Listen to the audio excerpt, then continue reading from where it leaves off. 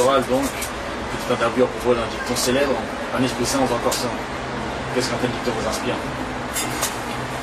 Si j'ai réfléchi par rapport à mon vécu, ce qui est certain, c'est que en tant que garçon des villes, travaillant finalement on va dire dans le tertiaire, hein, c'est-à-dire homme de plume, si j'avais pas fait du sport, j'aurais pas eu cette capacité comment dirais-je, d'entretenir mon corps et de tenir à peu près dans un état à peu près valide jusqu'à l'âge qui est le mien, 53 ans. Parce que dans le temps, les hommes étaient soit montés à cheval, travaillaient dans les champs, travaillaient dans l'industrie lourde, enfin, tu vois, se dépenser physiquement. C'est vrai que nous, on est dans une période là où l'homme ne fait pas grand-chose de son corps et en fait décline assez vite. Donc, de ce point de vue-là, ça m'a préservé.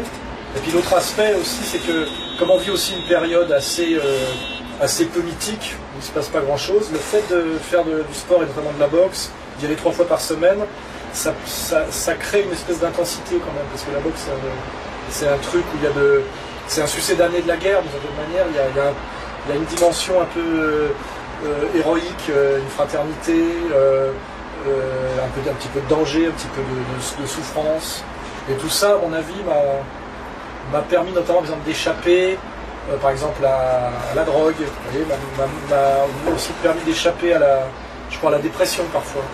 Parce qu'il y a tout un aspect spirituel du sport, c'est le fait d'y aller 3 fois par semaine. En fait, il faut être très régulier pour faire du sport. Donc, le critère premier, c'est la régularité. C'est-à-dire ne pas louper l'entraînement. Donc de savoir que tous les 2 jours, minimum, des fois même je m'entraînais tous les jours, tu vas t'entraîner, que tu as un projet de progression, des adversaires que tu retrouves, le désir aussi effectivement de gagner par rapport à d'autres adversaires plus forts, plus ou moins, qui peuvent être plus forts que toi. Tout ça te met dans une disposition d'esprit assez saine. Ça c'est certain. Et moi ça m'a sans doute beaucoup aidé, surtout à l'époque où je traînais beaucoup dans les boîtes de nuit, où je traînais pas mal dans les bistrots, par rapport à d'autres camarades qui sont devenus héroïnomanes, alcooliques, aujourd'hui qui n'ont plus de foi et qui sont des épaves physiquement ou morts même. Je pense que je suis celui qui est en meilleure forme, c'est parce que j'ai toujours fait du sport. Donc de ce point de vue-là, en préservant mon corps, ça a sans doute préservé le reste, c'est-à-dire l'esprit aussi, parce que je dis, échapper à la dépression, échapper à la décrépitude,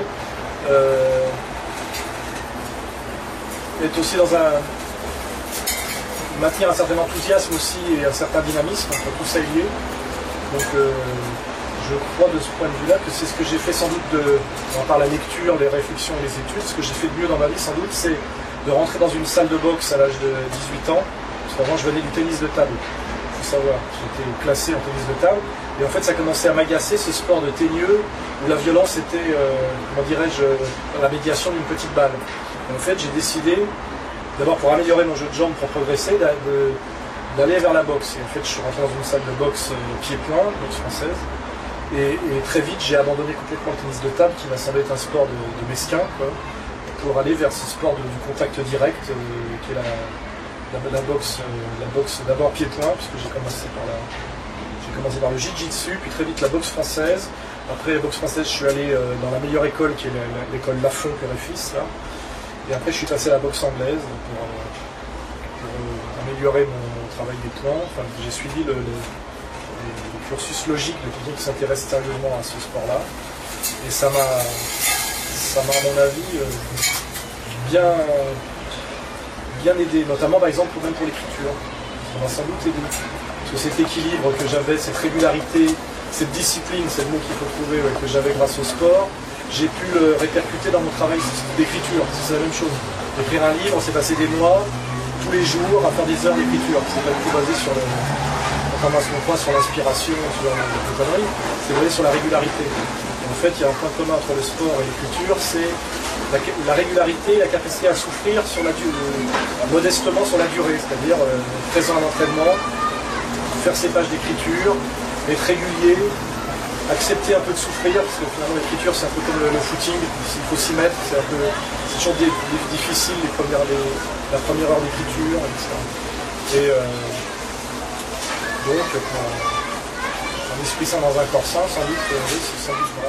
Oui, cette phrase-là, un esprit sain dans un corps sain, qui nous vient des Grecs, et qui est très liée à l'histoire des élites grecques, notamment Platon, de son vrai nom s'appelait Aristoclès, c'est-à-dire le large d'épaule. Il avait participé aux Jeux Olympiques dans la catégorie pugilat, c'est-à-dire qu'il boxait, et que chez les Grecs, il n'y avait aucune opposition entre la maîtrise, la virtuosité gestuelle et la maîtrise du logos.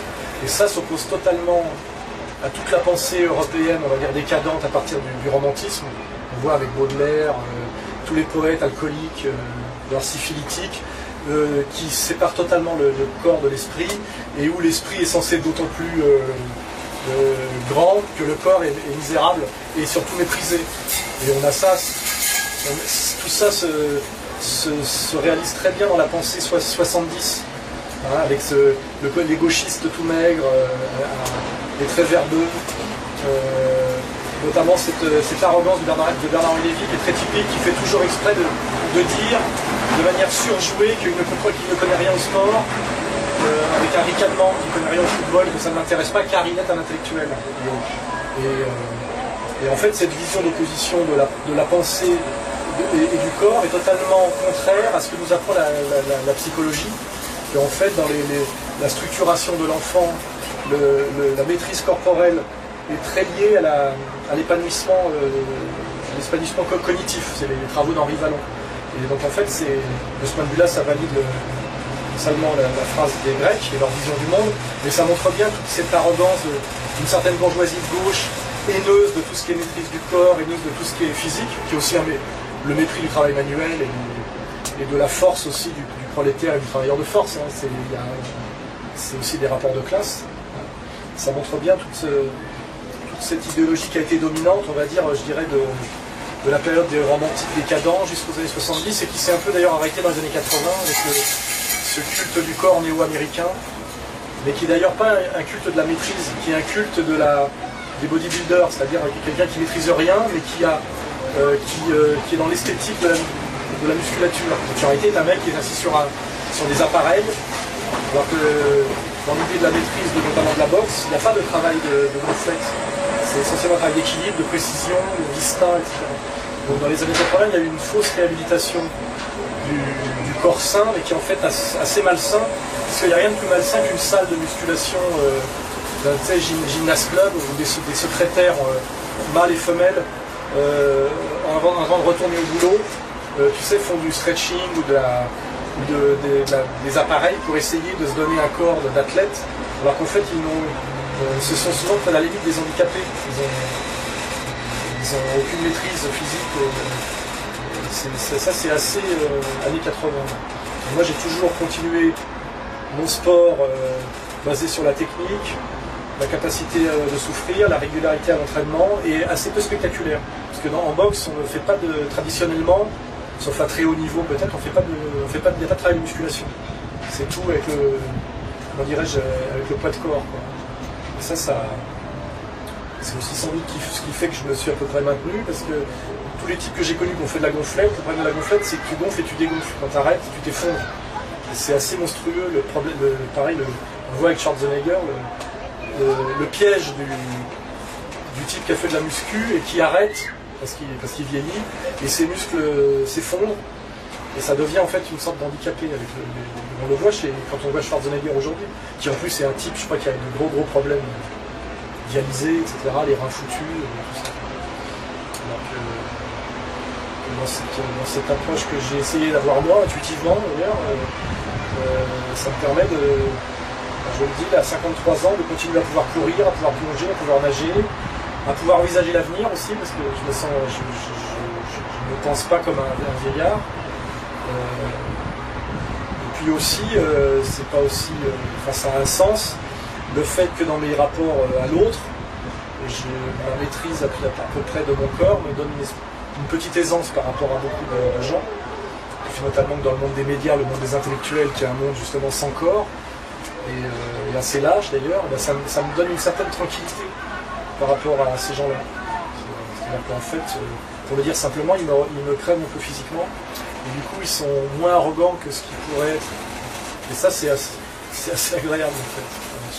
J'en retire finalement sur la distance un certain bénéfice. Le fait qu'ils savent que j'ai fait de la boxe, que je suis instructeur de boxe, etc. Ils sont un tout petit peu plus respectueux.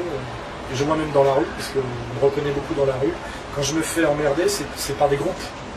Il faut vraiment que les types soient 5-6 pour m'emmerder, sinon il y a un regard un peu hostile, un peu haineux, mais je ne subis pas d'agression. Je pense pas que Georges-Marc Benamou serait venu me gifler comme il a giflé Nab à la sortie d'Apostrophe.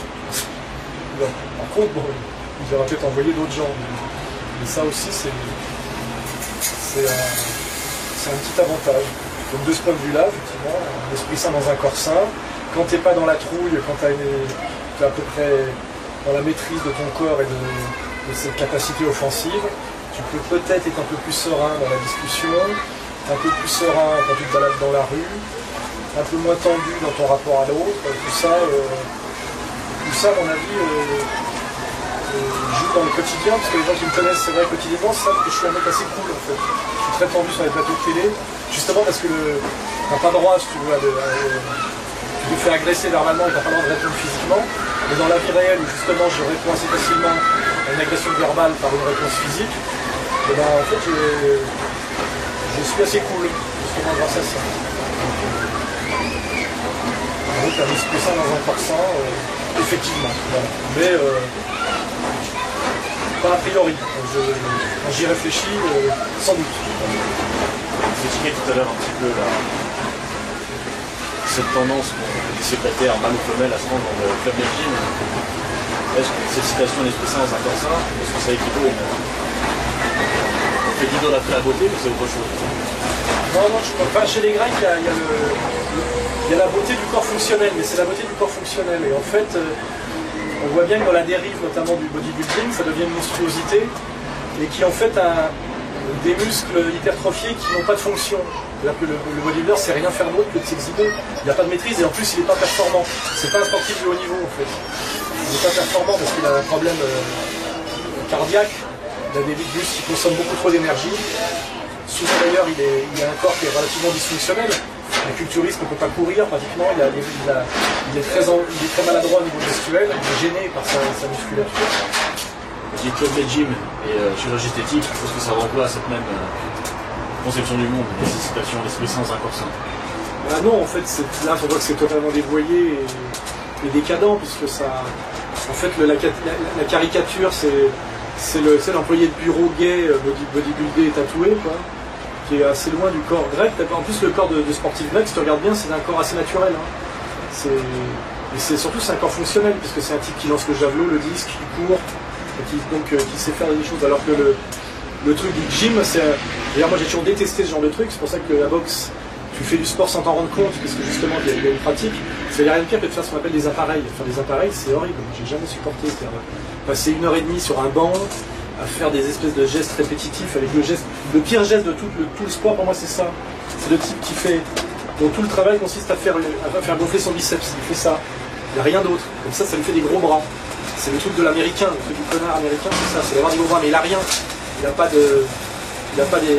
d'équilibre, il n'a pas de maîtrise. Souvent il n'y a pas de coordination musculaire cohérente parce qu'il travaille assis. Les types ils travaillent en général le haut, ce qui se voit, les bras, c'est vraiment la symbolique du bras. Or, on sait quand on fait des sports de combat par exemple que le bras sert pratiquement à rien en fait. La puissance est dans les appuis, le geste, le dos, la transmission. On voit beaucoup de grands boxeurs punchers qui sont très fins et qui n'ont pas de gros bras. Et tout ça, en fait, c'est quand l'esthétique de la fonctionnalité remplace la fonctionnalité réelle. Et effectivement, quand c'est les années 80, l'espèce de soi-disant retour au corps sain des Grecs produit quelque chose qui est totalement, finalement, l'inverse, décadent, et qui est l'antithèse du corps 70 maigre, du gauchiste anti-sport, mais qui finalement n'est pas tellement mieux, parce que t'as le gauchiste maigrelet, fumeur de shit anti-sport 70, et après t'as l'employé de bureau crypto-homosexuel, bodybuildé 80. Dans les deux cas, c'est un échec, c'est un ratage. Et moi, j'ai continué mon petit parcours finalement de type qui allait 3 fois par semaine à la salle et qui essayait d'apprendre, de maîtriser un sport en ne recourant jamais à la gonflette, par exemple. Parce que justement, je savais que c'était fictif et que surtout que je l'avais vérifié justement par la boxe, que souvent les types qui étaient très balèzes, qui avaient fait de la gonflette, n'étaient pas du tout des types qui frappaient. Ça n'avait rien à voir. Et ça m'a évité tous tous ces pièges-là. Et tant mieux, parce qu'effectivement, plus tu vieillis, quand tu as ce genre de corps, plus tu as du mal à le garder. Et quand tu as un corps de bodybuilder s'effondre, c'est très très laid. Notamment avec les pectoraux qui deviennent des vieilles mamelles qui pendent. On le voit chez Schwarzenegger, hein. Ça va être très compliqué pour lui maintenant de. Ou même comment il s'appelle là, Sylvester Stallone, il commence à rentrer dans la phase où ça devient très compliqué pour lui de garder le corps qui s'est défabriqué.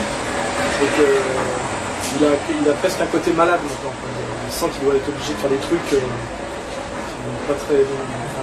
De l'ordre de la chimie pratiquement pour essayer de garder ce corps qui s'est défabriqué. Moi j'ai pas ce problème là.